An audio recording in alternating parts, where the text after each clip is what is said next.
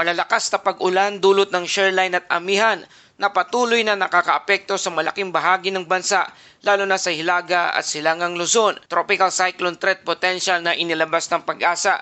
Ito na ba ang susunod na bagyong Yasmin? Alamin natin. Magandang araw Pilipinas, ito ang Pilipinas Weather ngayon.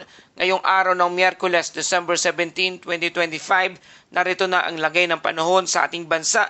Pero bago ang lahat, please like, share, and subscribe para lagi kang updated sa panahon. Salamat sa iyong suporta. Mga kababayan, ngayong araw habang papalapit tayo sa Kapaskuhan, hindi bagyo ang pangunahing banta, kundi malalakas na pag-ulan dulot ng shoreline at hanging amihan na patuloy na nakakaapekto sa malalaking bahagi ng bansa, lalo na sa Hilaga at Silangang Luzon. Dahil dyan, naglabas ang Pag-asa ng heavy rainfall alert dulot ng shoreline ngayong araw hanggang bukas. Shoreline ang magpapaulan ngayong araw, December 17, sa lugar ng Cagayan, Isabela at Aurora na aabot sa 50 to 100 mm na buhos ng ulan.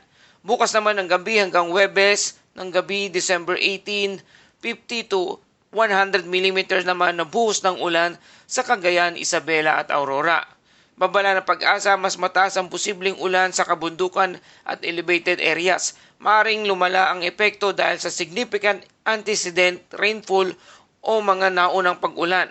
Pinapayuhan ng local government unit o disaster risk reduction offices na maghanda at magsagawa ng agarang hakbang para sa proteksyon ng buhay at ari-arian. Muling paalala sa ating mga kababayan, ano ang kaibahan ng weather advisory at ng heavy rainfall warning? Dahil marami nagtatanong sa atin ano po ang pagkakaiba ng mga ito. Ang heavy rainfall warning ay saklaw ng susunod na 3 oras at may coverage hanggang municipal level gamit ang Doppler radar at real-time. Ito ang basihan ng class suspension at emergency decision. Habang ang weather advisory naman na may saklaw na 24 oras na may coverage na provincial level, gabay lamang sa posibleng sama ng panahon. So paalala, para sa opisyal na suspensyon ng klase at agarang aksyon, heavy rainfall warning ay ang dapat sundin, hindi ang advisory lamang. Sa ating mga kababayan, base sa ating nakikita sa satellite image, ano ang nangyayari sa atmosphere? Sa kasalukuyan, shoreline, eastern, northern at central Luzon ang patuloy na nagdudulot ng sama ng panahon. Northeast monsoon o hanging amihan sa natitirang bahagi ng northern at central Luzon. Easterlies sa ibang bahagi ng bansa.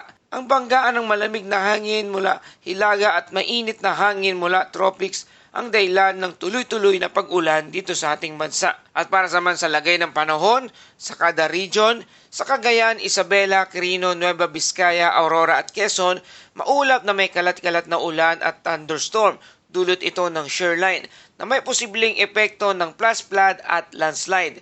Sa Bicol Region, Caraga, Northern Samar, Eastern Samar at Samar Leyte, maulap na may ulan at thunderstorm dulot naman ng easterlies at may posibleng epekto ng pagbaha sa mga low-lying areas. Sa lugar ng Apayao, Kalinga, Mountain Province, Ifugao, Nueva Vizcaya, maulap na may mga pag-ulan sa lugar na iyan dulot ng hanging amihan. Sa Davao Region, Sarangani, Basilan, Sulu, Tawi-Tawi, ang ulan at thunderstorm dulot naman ng Intertropical Convergence Zone. At sa Metro Manila, Ilocos, Central Luzon at Batanes, bahagyang maulap na may panakanakang ambon. Dulot ito ng northeast monsoon o hanging amihan at walang masyadong epekto sa mga lugar na iyan. At dako naman tayo sa ating hangin at karagatan. Sa Luzon, Eastern Visayas at Mindanao, ang hangin ay katamtaman hanggang malakas na may alon na 2.5 hanggang 4 meters ang taas. Delikado pa rin ito sa mga maliliit na sasakyang pandagat at sa ibang bahagi ng bansa ang hangin ay mahina hanggang katamtaman na may alon na 0.6 hanggang 2.5 metro ang taas. At para sa ating temperatura, ang minimum temperature natin na 23 degrees Celsius na itala kahapon ng alas 6:30 ng umaga at ang maximum temperature naman ay 29.4 degrees Celsius na itala naman bandang alas 2 ng hapon. Ang araw ay sisikat mamayang alas 6:14 ng umaga at lulubog naman ito bandang alas 5:30 ng hapon. Mga kababayan, dako naman tayo sa ating Tropical Cyclone Threat Potential Update na inilabas ng Pag-asa tungkol sa banta ng bagyo sa loob at paligid ng Philippine Area of Responsibility o PAR. Ngayong linggo, December 15 to 21, sa ngayon wala pong namataang tropical cyclone like vortex o binhi ng bagyo sa loob ng ating Pag-asa monitoring domain. Gayunpaman, sa mga modelo ng panahon, may posibleng mabubuo na mahina at hindi organisadong low-level disturbance sa timog silangang bahagi ng Philippine Area of Responsibility. Inaasahang galaw nito ay papunta sa eastern section ng Mindanao at posibleng dumaan sa Visayas at umabot hanggang Bicol Region. Ngunit malinaw ang babala ng Pag-asa, mababa ang tsansa na ito'y maging ganap na bagyo sa linggong ito. Sa susunod naman na linggo, sa darating na December 22 to 28 para naman sa ikalawang linggo, may isa pang possible na TCLB o Tropical Cyclone Like Vortex o Low Pressure Disturbance na maaring mabuo sa timog silangan hangganan ng Philippine Area of Responsibility at Tropical Cyclone Advisory Domain. Ngunit muli, mababa pa rin ang tsansa ng Tropical Cyclone Formation, wala pang senyalis na mabilis na pag-organisa.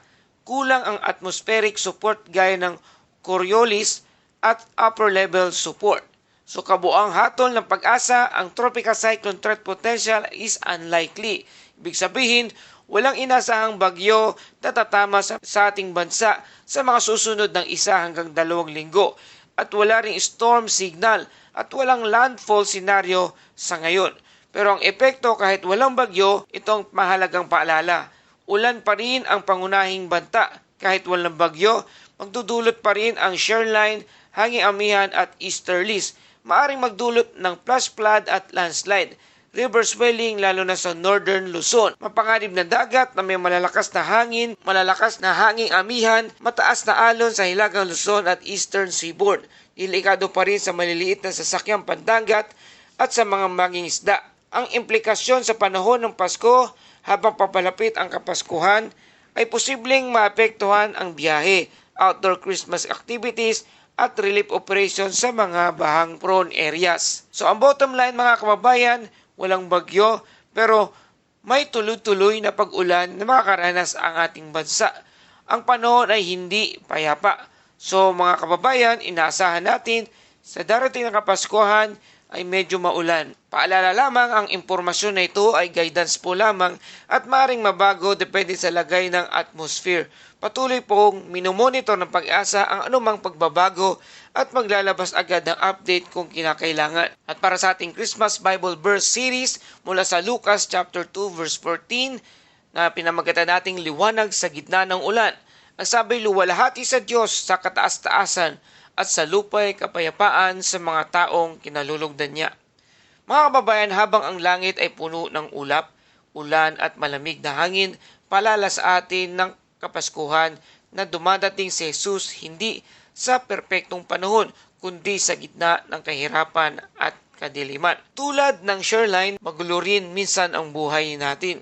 Pero ang kapanganakan ni Kristo ang nagsisibing liwanag na hindi kakayaning patayin ng bagyo, ulan o unos.